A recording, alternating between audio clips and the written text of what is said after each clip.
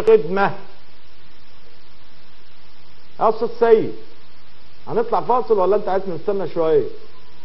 براحتك يا استاذ سيد. تمام. الحقيقه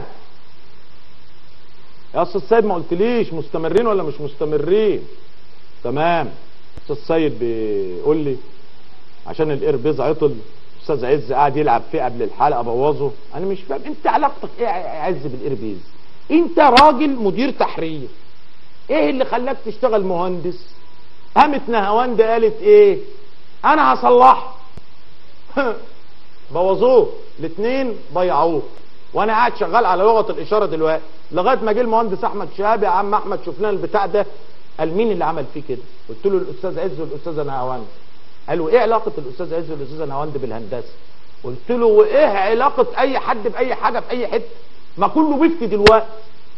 كل واحد ما يعرفش حاجه يعمل لك نفسه مستشار سياسي، واللي ما يعرفش حاجه يعمل لك نفسه خبير وتحليل ومحلل سياسي ومش عارف ايه. لما ودوا البلد في ده